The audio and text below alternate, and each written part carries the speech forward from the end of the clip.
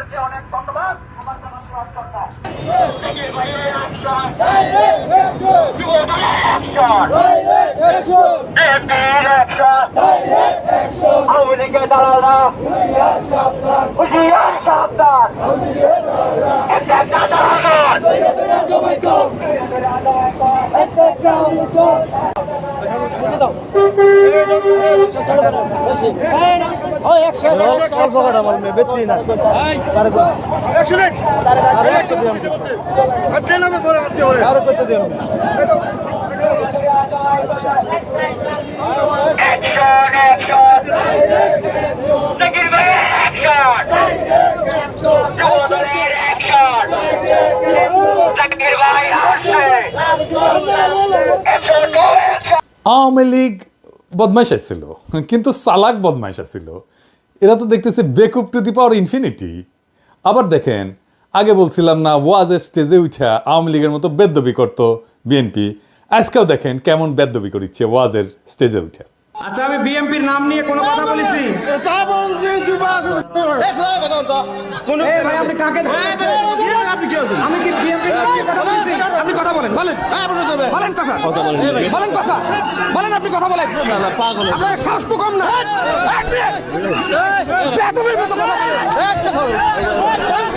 এরপরে বেদ্যবি করতে আসলে ধোলাই দিবেন একেবারে। একটা জায়গায় ধোলাই খেলে না সারা বাংলাদেশে সাইজ হয়ে যাবে। সেদিন দেখলাম ঠাকুরগাঁয়ের বিএনপি নেতা বলতেছে মির্জা ফখরুলের সমালোচনা যদি অযৌক্তিক হয় তাহলে বাড়িঘর থাকবে না। শুনেন। যৌক্তিক সমালোচনা করবেন, আমরা আপনাদেরকে বাহাবা দিব, ধন্যবাদ দিব। মিথ্যা সমালোচনা করবেন, আমরা আপনার প্রত্যেকটা মানুষের নৈতিক দায়িত্বের প্রতিবাদ করেন। কাউকে ছাড়ে দেওয়ার সময় নেই। তবে একটা জিনিস, মির্জা আলমগীরকে নিয়ে যে কথা তুলবে, আঙ্গুল তুলবে, বিশেষ করে এই অঞ্চলে ওর বাড়িঘর আমরা রাখবো।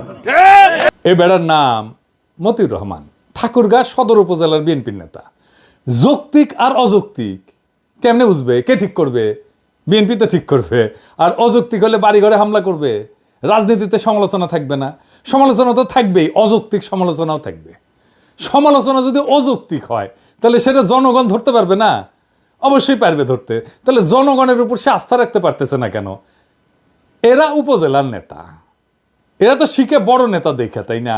আগা হাল যেদিকে যায় পিছা হাল সেদিকেই যায়, তাই না? দেখেন বিএনপির এমপি কি বলে, কি ভাষায়। দেখেন, কিছুদিন আগে হারুনরে ধরেছিলাম না, ঠান্ডা ছিল কিছুদিন, আবার এসে কইতেছে ক্ষমতায় থেকে দল গঠন করলে পিঠের চামড়া তুলে নিবে। ভাষা বাদই দিলাম। ক্ষমতায় থেকে রাজনৈতিক দল তো খোদ জিয়াউর রহমান করছেন। হারুন যেই দল করে সেই দলের জন্ম ক্ষমতা থেকে। ছাত্ররা কিন্তু খুবই স্পষ্টভাবে বলছে যে তারা দলে যুক্ত হইলে, রাজনৈতিক দলে পদ ছেড়ে দিবে, উপদেষ্টা পদ ছেড়ে দিবে। তাও ভয় যায় না এদের। সমস্যাটা কই? মানে ওরা কি বুঝে না?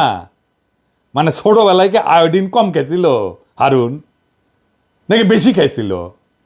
তো বিএনপির নেতাকর্মীরা ইনকা বেপরা হয়ে উঠছে কেন? টাকা কামানোর জন্যে, আর অন্যকে হুমকি দেওয়ার জন্যে। এই দখলের উৎসবে মানুষজন তো টেম্পু স্ট্যান্ড দল বলে বিএনপিকে খোটা দেয়। তো দেখি আসলে ব্যাপারটার মধ্যে কি লুকায় আছে। এর কারণ হইতেছে যে বিএনপির দল চালানোর মতো কোনো একটা আর্থিক ব্যবস্থা নাই। এই যে চাঁদাবাজি আর টেন্ডারবাজির অভিযোগ, তার আসল কারণটা কিন্তু ওইখানে। এই অভিযোগগুলো যে বিএনপি শত্রুরা বাড়ায় বাড়ায় বলতেছে তা কিন্তু না। জামাতের ব্যাপারে চাঁদাবাজির কিন্তু দুই একটা নিউজ হয়, অভিযোগ আসে, কিন্তু এটা বিএনপির মতো ব্যাপক না। কারণ জামাতের দলের একটা ইকোনমি আছে, একটা আর্থিক ব্যবস্থা আছে, তার কর্মীদের পালার মতো। বিএনপির নেতারা টাকা কামায়, কিন্তু টাকার আয়টা তার নিজের। পাচার হয়তো করে না, কিন্তু টাকাটা তার নিজের। এর একটা অংশ তারা হয়তো পার্টিতে চাঁদা দেয়, বড়জোর নির্বাচনের সময় কর্মীদের হাতে কিছু টাকা দেয়। বছরের বাকি সময় নেতা কর্মীরা কিভাবে চলবে, পরিবারের ভরণ পোষণ কিভাবে হবে, কোরবানি কিভাবে দেবে, বাচ্চাদের 2 দিন চিকেন ফ্রাই কিভাবে খাওয়াবে, সে ব্যাপারে বিএনপির কোনো নজর নাই। বিএনপির কর্মীরা নিম্নবিত্ত পরিবারের ছেলে মেয়ে, তাদের নিয়ে, তাদের ভবিষ্যৎ নিয়ে দলের নেতাদের কোনো চিন্তা আছে বলে মনে হয় না। আছে কি? আপনারাই বলেন, করে চিন্তা না? বিএনপির এই কর্মীরা মাঠ পর্যায়ে, তৃণমূলের কর্মীরা বেশিরভাগই ঘরের খেয়া বনের মস্তারায়, কিন্তু সেটার তো একটা লিমিট আছে, তাই না? তাইলে দলের নেতাদের উন্নতি, তাদের আয় রোজগার বৃদ্ধি, তার সাথে সাথে কর্মীদের এবং দেশেরও উন্নতি হওয়ার কথা, তাই না? বিএনপির বেলায় কিন্তু সেটা দেখি না। তো জামাতের বেলায় দেখা যায়, কিন্তু জামাতের বিশাল বিশাল আর্থিক ইনস্টিটিউট তারা তৈরি করতে পারছে। আমরা পরবর্তীতে এটা নিয়ে আলাপ করব। কিন্তু ধরেন বিএনপির ব্যাপারে দেখি, বিএনপির কোনো ইনস্টিটিউট আছে, প্রতিষ্ঠান আছে? ধরেন হাসপাতাল, ডায়াগনস্টিক সেন্টার, ওষুধ কোম্পানি, মানে জামাত যেগুলো করে আর কি, ব্যাংক, গার্মেন্টস, মার্কেট, স্কুল আছে, বিশ্ববিদ্যালয় আছে, টিভি স্টেশন আছে, ব্যাংক আছে, হোটেল আছে, রেস্টুরেন্ট আছে, এমনকি নাটকের দল, গানের দল আছে? নাই। ইকোনমিক, কালচারাল, ইন্টেলেকচুয়াল কোনো অ্যাসেট নাই। সংবাদপত্র আছে, কুরিয়ার সার্ভিস আছে, আইটি ফার্ম আছে, কনসালটেন্সি সার্ভিস আছে, রিসার্চ সেন্টার আছে, থিঙ্ক ট্যাঙ্ক আছে? নাই। কর্মী থেকে বুদ্ধিজীবী পর্যন্ত কোথাও প্রফেশনালি এনগেজ হওয়ার কোনো ব্যবস্থা নাই বিএনপির লোকদের। বিএনপির কয়টা প্রতিষ্ঠান আছে যেখানে তাদের কর্মীরা চাকরি পায়? বিএনপির শক্তিশালী শ্রমিক সংগঠন কোথায়? জামাত তো বিএনপির চেয়ে ছোট দল, জামাতের যতগুলো হসপিটাল আছে তার তো 10 গুণ হাসপাতাল থাকা উচিত বিএনপির, তাই না? 10 গুণ বাদ দিলাম, জামাতের যতগুলো আছে ততগুলো হাসপাতাল নাই কেন বিএনপির? বিশ্ববিদ্যালয়, স্কুল, কোচিং সেন্টার, সারা দেশে কোনো হোটেল আছে, কারখানা আছে? বিএনপি কর্মীরা কেন স্বাভাবিকভাবে জানে না যে অমুক প্রতিষ্ঠানে গেলে আমার চাকরি হওয়ার কথা? জামাত ইসলামী ব্যাংক তৈরি করছে, ক্ষমতা যাওয়ার অনেক আগে, ইবনে সিনা করছে 80-র দশকে। আর একটা কারণ, এই সমস্ত প্রতিষ্ঠান থাকা রাজনৈতিক দলের জন্য খুবই দরকারি, কারণ পার্টির কর্মীদের কাজের মধ্যে থাকা দরকার। শ্রম না দিয়া বিনা পরিশ্রমে অর্থ উপার্জনের যে মানসিকতা, সেইটা খুবই বিপজ্জনক মানসিকতা, এবং এইটা একসময় করাপ্ট হবেই, তাকে করাপ্ট করে ফেলবে। বাংলাদেশের রাজনৈতিক নেতারা, আপনারা কিছু মনে করবেন না, আপনাদের অসম্মান করার জন্য আমি এটা বলতেছি না, এটা বাস্তবতা। আপনার পেশা কি? আপনার আয় উপার্জন কিভাবে হয়? আমি তো কারোই বৈধ প্রকাশ্য কোনো আয়ের উৎস দেখতে পাই না। এটা রাজনীতিতে সবসময় একটা কোশ্চেন মার্ক। বিনা পরিশ্রমে টাকা উপার্জনের উপায় থাকলে দলের কর্মীরা অসৎ কাজে জড়িয়ে পড়ার সুযোগ পাবে। মানে ক্ষমতা আছে কিন্তু কাজ নাই, এরকম মানুষজন বিপদের কারণ হয়ে দাঁড়াবে, তো তাদের মাথায় শয়তান বাসা বাঁধবে সহজেই। আমি পেশার খুব গুরুত্ব দিই। মানে দেখবেন যে ফেসবুকে এসে অনেকে রাজা উজির মারে না, আমি অমুক, আমি তমুক, প্রচুর জ্ঞানের কথা বলে।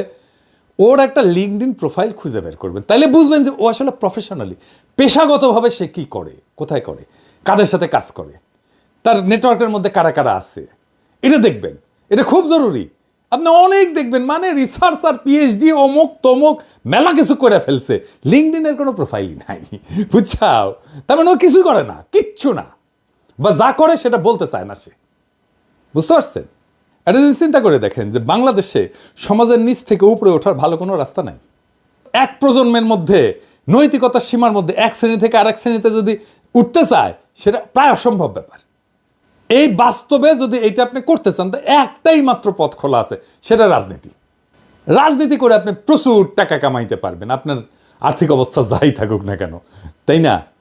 এটা খুব বিপজ্জনক একটা দেশের জন্য, খুবই বিপজ্জনক একটা দেশের জন্য। এই জন্যই বাংলাদেশের রাজনীতি দাঁড়াইতে পারে না, রাজনৈতিক দলগুলো দাঁড়াইতে পারে না, শক্তি অর্জন করতে পারে না। এই সিন্ডিকেট ভাঙতে হবে। কিন্তু রাজনীতিকে একমাত্র পথ হিসেবে যারা দেখে, যারা রাজনীতি শুধু করে, তাদের এই বাস্তবতাটা বুঝতে হবে এবং তাদের জীবিকা নির্বাহের দায়িত্ব নিতে হবে।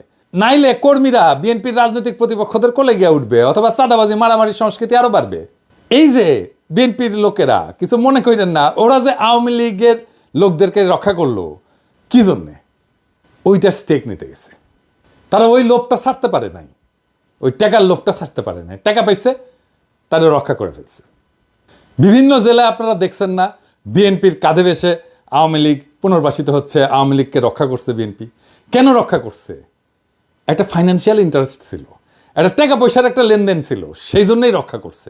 এবং দেখছেন তো, এই যে পেশা না থাকার কারণে, একটা আয় উপার্জনের, একটা সৎ আয় উপার্জনের জায়গা না থাকার কারণে দেশের ভবিষ্যৎ, দেশের রাজনৈতিক ভবিষ্যৎও এইটা সংকটে পড়ে যায়।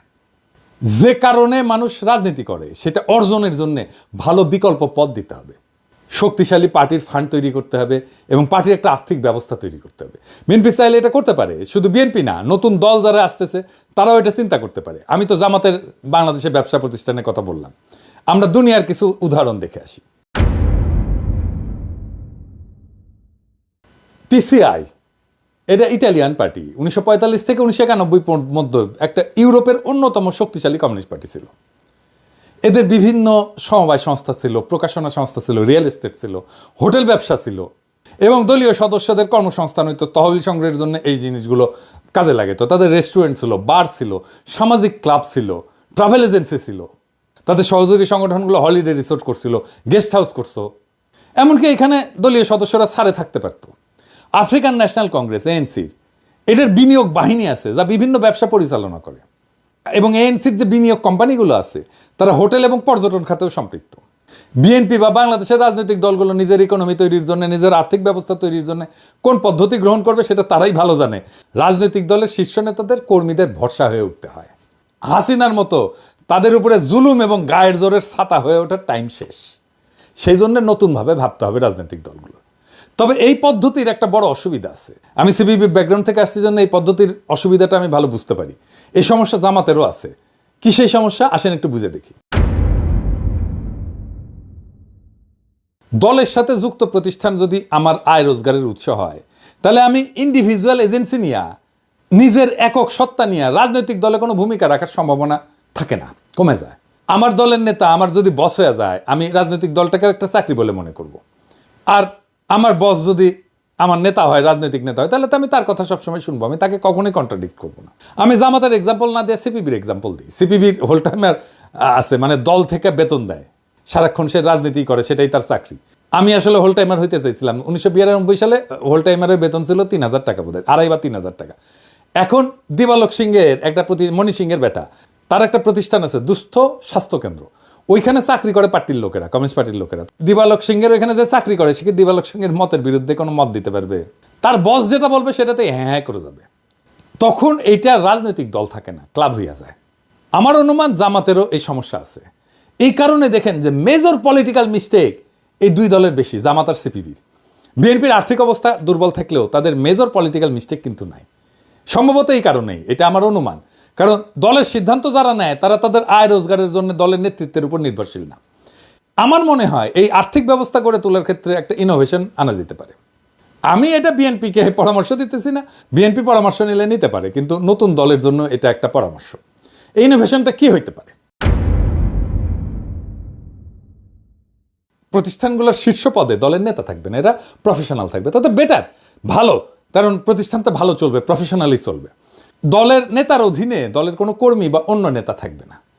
আরেকটা পদ্ধতি হতে পারে যে এই প্রতিষ্ঠানগুলোতে চাকরি হবে সাময়িক, ম্যাক্সিমাম 5 বছর, এরপরে তারা অন্য চাকরি খুঁজে নিতে হবে। এখানে সে ট্রেনিং পাইলো, এখানে একটা অভিজ্ঞতা পাইলো, সে দক্ষ হয়ে আর একটা চাকরি খুঁজে নিল।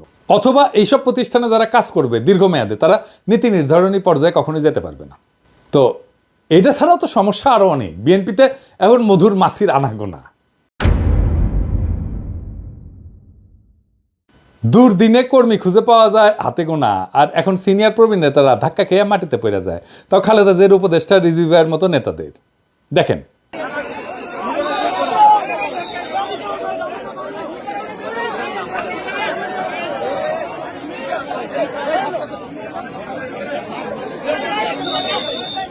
ফুল দিয়া শ্রদ্ধা জানাইতে গেছে, সেটা ভেঙ্গে শেষ। এখনই যদি এই অবস্থা, তাহলে ক্ষমতায় গেলে কি হবে সামনে চিন্তা করেন।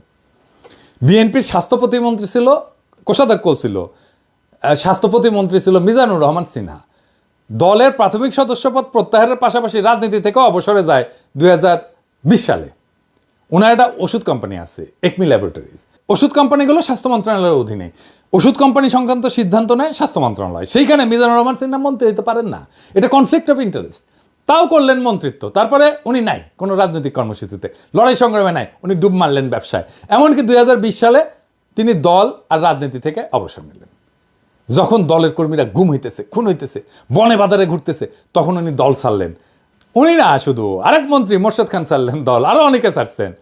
পদত্যাগপত্রে মিজানুর রহমান সিনহা বললেন, গত কয়েক বছরে আমার ব্যবসায়িক ব্যস্ততা বাড়া, পাশাপাশি শারীরিক নানা সমস্যা দেখা দিয়েছে। 5 বছর পর ওনার শরীরে জোশ আসিছে, ক্ষমতার কাছাকাছি। মিজানুর রহমান সিনহা, আপনি কোন সালসা খাইছেন এনা কবেন, আমাকে না কন, নয়তো সেই সালসা প্রফেসর ইউনুসের দায়পার পরা বুড়া খাটাস উপদেষ্টাগুলোর এনা খিলান, এইগুলা শরীরেও এনা জোশ আসুক, আর আমাক এনা কানে কানে কয়ে দেন না মিজানুর ভাই, বয়স বাড়িচ্ছে তো আর কিছুদিন পর তো লাগবে আমারও, এনা টেস্ট করে দেখলাম ইনি শরীরে ক্যাঙ্কা জোশ আসে। দিবেন না? না মিচিয়ে না দিলেই হবে, প্যাডে দিয়েন, হ্যাঁ নাকি ভাই আমার।